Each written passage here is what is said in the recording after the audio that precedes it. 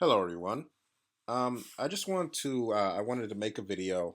I know that you guys have seen that I've done the MGTOW talent videos where I say, oh, this is a great channel. Go subscribe to this channel because I think it's a great MGTOW channel with great MGTOW content. So I've done that various times. I did that for Stardust's channel, of course. I did that for Spetsnaz and Razorblade Candy. I also have done this. I mentioned Nico's channel and CS MGTOW's channel, but I really, really, really enjoy CS MGTOW's work, and I think that it's different to say, well, just go subscribe to this channel because I think it's great, and in opposition to saying, go check out this person's channel, and here's a video that I'm going to upload along with my recommendation. And I think this is the first time that I've done this, but I think it's just such a great video and such great content, and maybe this will get more people because I'm sure a lot of you already know about CS MGTOW, but some of you apparently don't because I have over 20,000 subscribers and he only has a few thousand. I think that should change. I think this guy is excellent. I talk with him as well personally. Very, very cool guy. Very, fun to talk to and all that. So I really, I just think his channel is great, and I really want you guys to go and subscribe. And without further ado, I'm also going to play the video, one of his best videos in my opinion, and I'm going to link to the channel in the description box. So please check that out and let me know what you guys think. Thanks for listening. Hello gentlemen, this is CS MGTOW.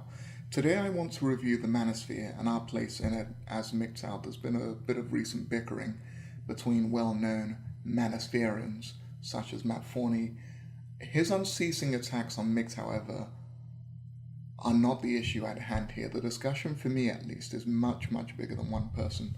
What's at stake here is which group within the manosphere will form the dominant narrative that men encounter as they seek to escape the chains of gynocentrism and runaway hypergamy. So on one hand, will they encounter a group of men who are so beholden to their sex drives that the advice they offer to these newcomers is to man up, head right back to the plantation, get your goatee trimmed just right, kit out your wardrobe with expensive clothing, hit the nightclubs and bars, buy expensive bottle service, remember the names of the bouncers, and, remember pre-scripted pickup lines. Is that what they're going to encounter? Or on the other hand, will they encounter men who hand out bad advice in the hope of making a quick buck selling, dating advice through books and consulting? Men who made very, very pertinent observations about male and female nature but fail to draw logical conclusions from their observations? Or will they find websites explaining that cohabitation and even marriage is okay if they find the right woman, possibly in a developing country, that women in the West have been corrupted by a great evil known as feminism, which of course is Marxist in origin, and the end goal is of course harming gender relations. So this second group of men, although well-meaning, due to the presence of women among their membership, are often unable or unwilling to tackle core subjects likely to benefit men. Or will these men who are new to the manosphere, will they find a third group of men who have looked where others ignored or feared? Men who looked as far back as the origins of our species, deep into our DNA, so to speak, and how we humans respond to external environments based on internal drivers. Will these men find other men who tell them hard truths about our own faults as human beings, however hard it is to accept, regardless of who is offended? You see, gentlemen, I personally see MGTOW as the new abolitionists. With our work and contributions, each of us emancipate men who would otherwise lead lives of servitude when no longer deemed to be conveniently useful to his female master, or face the ignominy of divorce, financial ruin, homelessness, incarceration, or suicide. One mind at a time, one man at a time, we free slaves.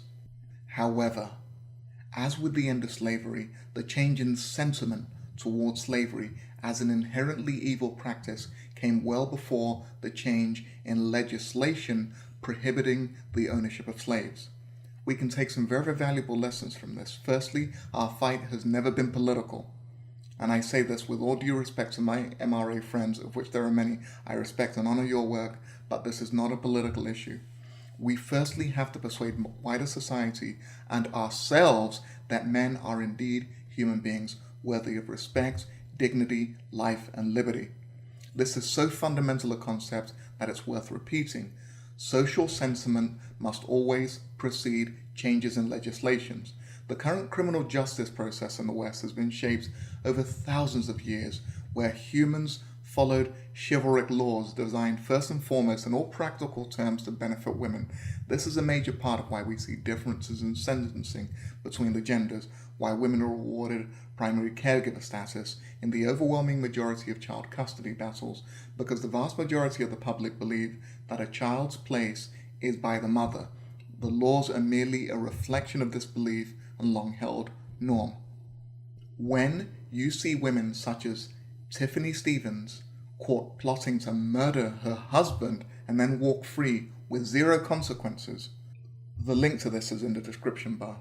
While men such as Brian Banks are jailed, spending more than 5 years in jail for the crime of wet rape, based on the say-so of a woman who lied only to recant her testimony years after the man's livelihood and career were gone, you begin to understand that females' right to be secure in her person is more highly valued in our society than male life. Take a long, hard look into the human soul and you will find very, very uncomfortable truths that no amount of campaigning will change anytime soon. When you see male deaths spark outcry in the same manner as female deaths in the media, when the news treats male suffering as worth covering, when males are awarded space to grieve, when male genital mutilation is not supported by the medical community, then our societies may be ripe for legislative change, but not a single day before. So to my MRA friends in the manosphere, your cause is worthwhile, but for you to achieve your goals, human empathy must be directed towards men for the first time in the history of our species. And to the men in the PUA community, I would say this. At the moment, your main concern with MGTOW is that we don't chase women with the fervor that you deem appropriate for any red-blooded man, and that we've somehow deviated from the path of the MGTOW founders, and that we dare to dig deeper, search harder for meaning, and apply our learnings to a new body of knowledge, that we dare to bring unrelated areas of learning. You falsely believe that MGTOW in its original form was a finished product. Finished products are for decadent minds. MGTOW is an evolving philosophy based on our understanding of human nature. When new research challenges our beliefs, should the research prove credible, we change beliefs. It's important to understand how humans learn and how our species develops knowledge. There's a rather fascinating book by the renowned psychologist Steven Pinker, and here's a quote from his book. When a large enough community of free, rational agents confers on how a society should run its affairs, steered by logical consistency and feedback from the world, their consensus will veer in certain directions. Just as we don't have to explain why molecular biologists discovered that DNA has 4 bases, given that they were doing their biology properly, and given that DNA really does have 4 bases, in the long run they could have hardly discovered anything else.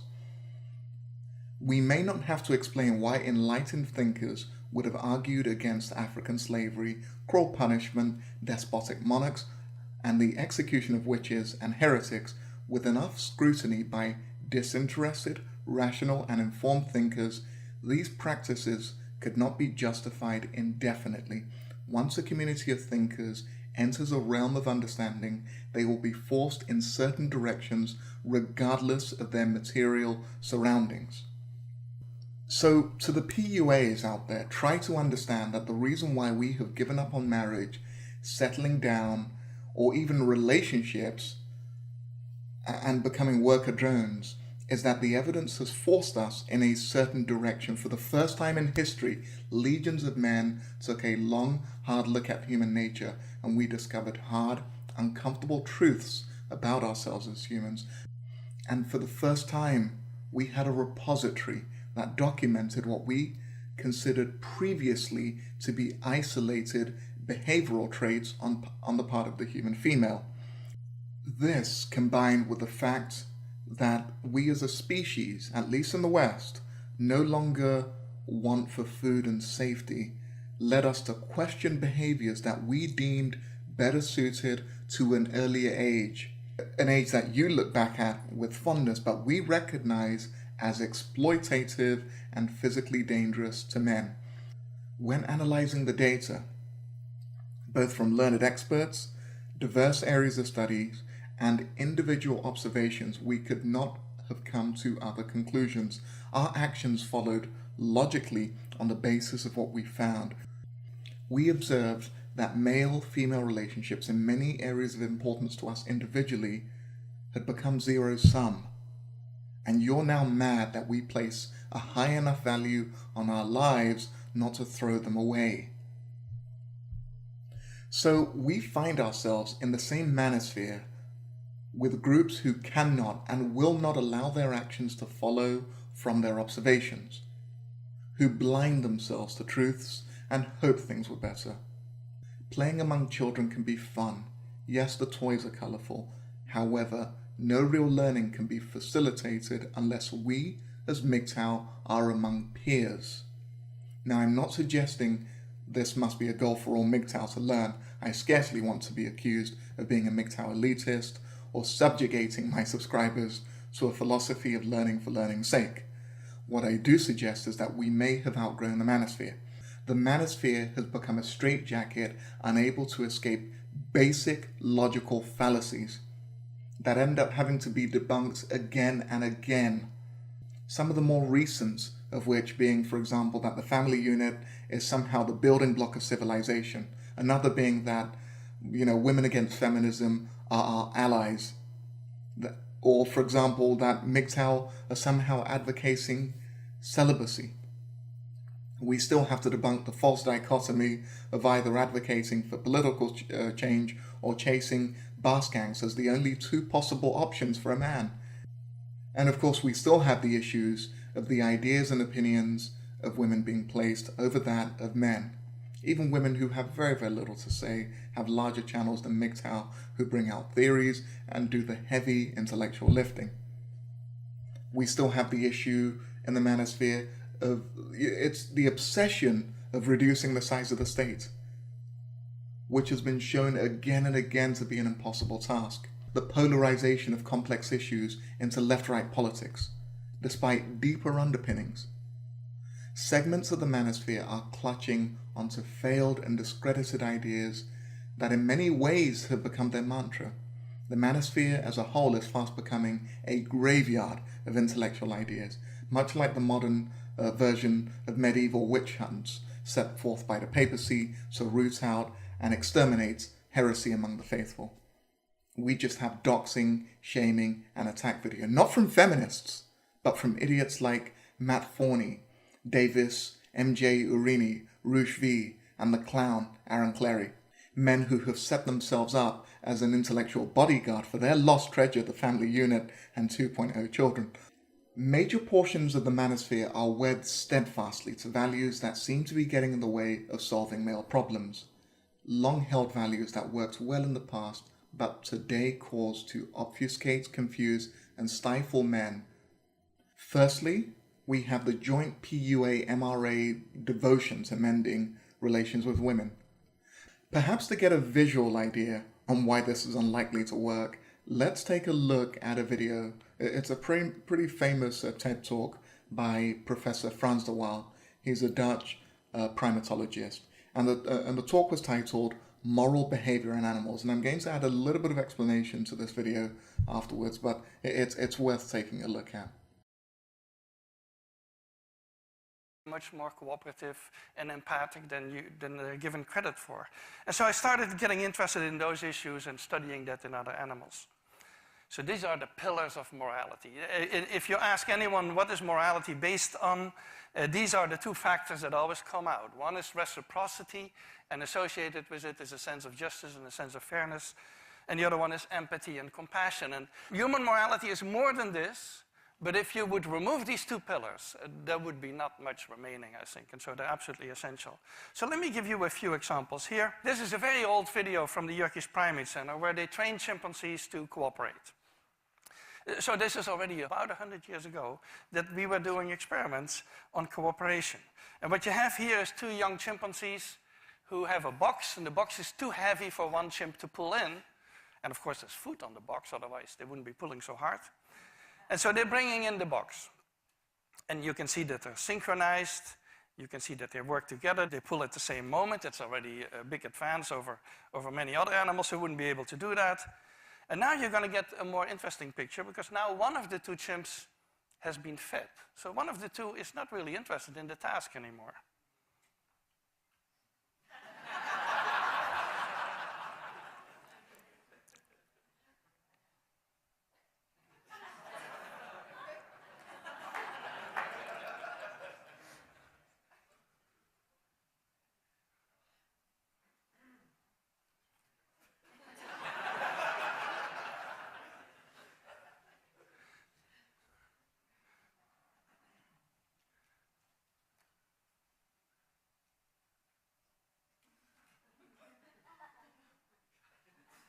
Now look at what happens at the very end of this.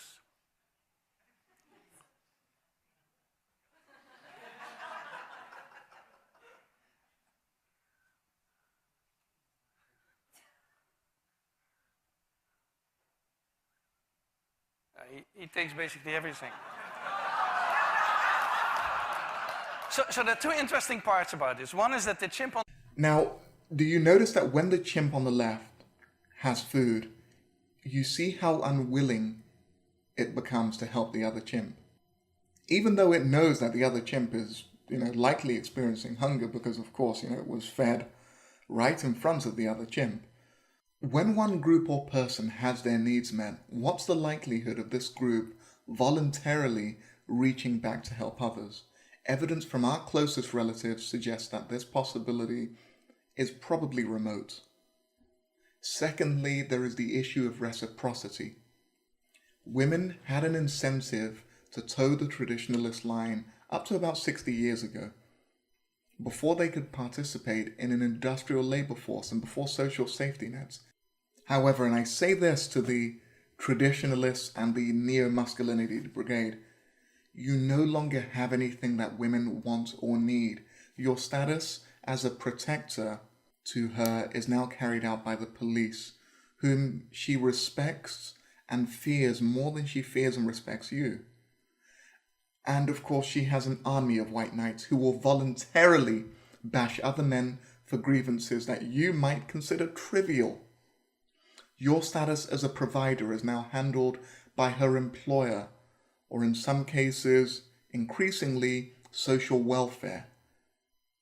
Even if she decides to settle down outside of her physical prime, most likely, there's always a man waiting for her, willing to work slavishly for her benefit. So my question to you is this: why would women as a group behave in a manner that is cooperative and reciprocal with a stated goal of perhaps, let's say, alimony reform or parental access reform, when all of their needs are met by a society that your fathers helped build? The second major value that has been steadfastly wed to is the alienation of men who are not libertarians. Still, a huge part of the manosphere insists that the goal of men should be to reduce the size of the states. And Barbarossa, of course, and Stardust have both covered this in a previous video. I'm going to be linking to these videos. And they discuss the futility of attempting to reduce the size of the state or to push for libertarian ideals. So I don't want to go over this ground here. What I will say is this: the libertarian agenda is and was always bigger than the manosphere. It's an issue of the optimal way to organize our advanced industrial civilization. A monumental task of reducing the size of the state is a giant so large that whole nations have never managed it for long, and rarely without extreme sacrifice or even bloodshed. This is not why we are here. I personally, of course, would like a limited government, or even no government at all. However, I have no interest on pushing this on the manosphere. This is not a goal for us. MGTOW is not a libertarian movement. Defeating the state is a fight best fought elsewhere. Thirdly, certain parts of the manosphere display, after perhaps half a decade, an inability to leave well behind a number of outlandish and demonstrably false conspiracy theories that go along the lines of blaming cultural Marxism and the CIA for helping to sick feminism on Western society. Again, this has been covered by a legion of content producers, including Stardust, Razorblade Candy, Barbarossa, Girl Writes What. So again, there's no need to cover this ground here. Feminism is female nature given political voice. Yes, this may be hard to admit, that your supposed natural partners gain suffrage, but the first thing they would do is to, inadvertently enslave you? But we must face the truth. Women as a group have never had your best interests at heart. When they gain political power to match the power they already held over the home, they showed just how little they cared for you in clear terms, and coming to terms with reality is probably the best thing we can do for ourselves. So where do we find ourselves now? Frances Haylighton, I hope I'm pronouncing that correctly, she's a PhD, and she wrote that parents can often vacillate between being proud of and being scared of the achievements of highly gifted children. And this is an article she penned from, gifted people and their problems. And there's a really, really interesting excerpt in Steve Jobs' autobiography by Walter Isaacson that relates a story about Jobs coming to terms and realizing something about he and his father. And this is a quote from the book. "He was not an educated man," Jobs said, "but I always thought he was pretty damn smart. He didn't read much, but he could do a lot. Almost everything mechanical, he could figure it out," Isaacson notes. Jobs had been taught by his father that microphones always required an electronic amplifier. Jobs found that this wasn't true for a particular type of microphone, so I raced home and I told my father that he was wrong. "No, it needs an amplifier," his father assured him. When Steve protested otherwise, his father said he was crazy. It can't work without an amplifier." "There's some trick," I kept saying no to my dad, telling him that he had to see it. And finally, he actually walked down with me and saw it. And he said, "Well, I'll be a bat out of hell." Jobs recalled the incident vividly because it was his first realization that his father did not know everything. Jobs said, "It was a very, very big moment that burned in my mind. When I realized that I was smarter than my parents, I felt tremendous shame for having thought that, but I will never forget that moment." This may be such a moment for MGTOW. The manosphere both reveres us and hates us. They revere our theories and in the same breath demand that we not engage in inaction for the purposes of self-preservation. They tell us that since we can never expect fairness, we should still, as men, play the game. Again, the question comes up, is MGTOW natural? On a human level, it's a rather challenging question, since we might never know where biology starts and culture takes over, or to put it more scientifically, the extent to which our MGTOW behavior is a sexually dimorphic psychological adaptation. So for this reason, once again, I will turn to the animal kingdom. In the same TED Talk, the speaker explored the primate response to blatantly unfair treatment. Getting grape and you will see what happens. So she gives a rock to us, that's the task, and we give her a piece of cucumber and she eats it. The other one needs to give a rock to us, and that's what she does. And she gets a grape, and she eats it. The other one sees that. She gives a rock to us now, gets again cucumber.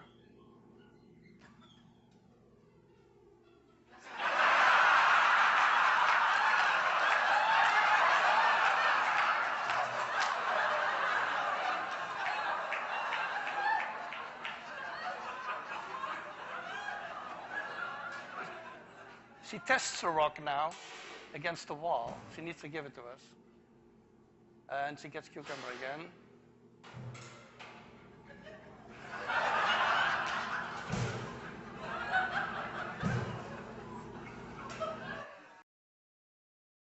The PUA position is that fairness is a social construct, that men and women have it unfair, so just deal with it, so to speak, just man up. And the MRAs also share this position, except that they believe that we can and should aim for legal change. So the experiment suggests that what we consider fair may be biologically driven.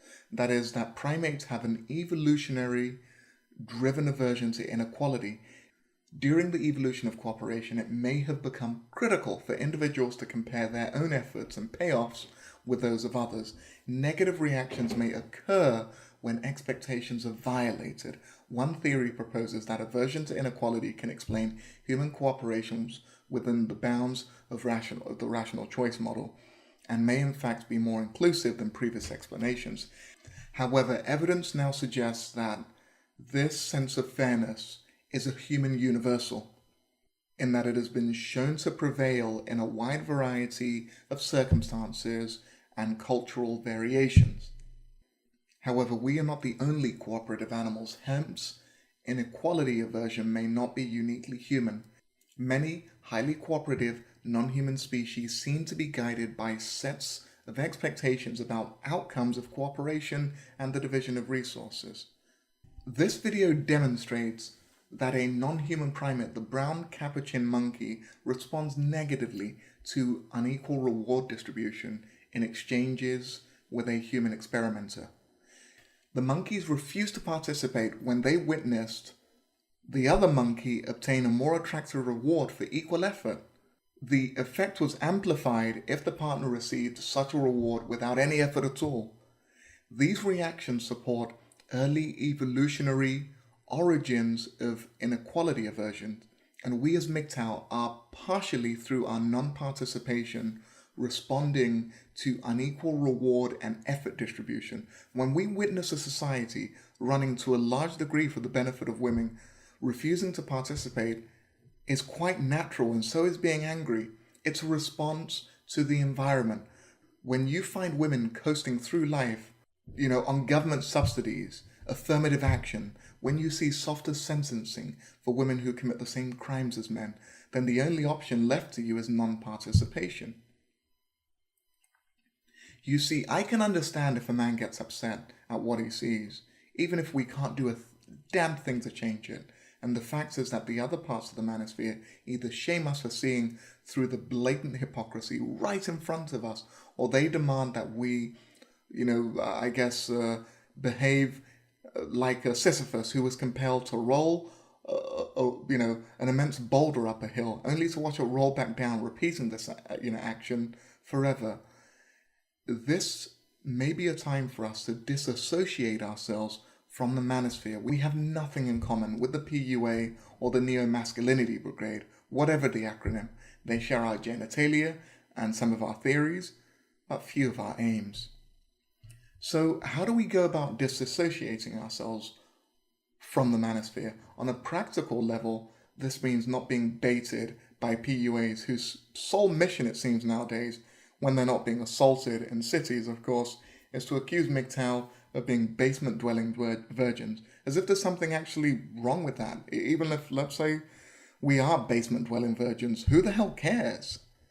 Secondly, it means MGTOW might want to avoid giving out dating advice, advocating quote-unquote game, that thing where you spend most of your income and all of your free time chasing female validation. And furthermore, we may want to stop separating men into these artificially meaningless groups of, alpha male, beta male, sigma male, gamma male, camps. These terms are meaningless and actually really serve to dehumanize men. Thank you very, very much. This is CS MGTOW.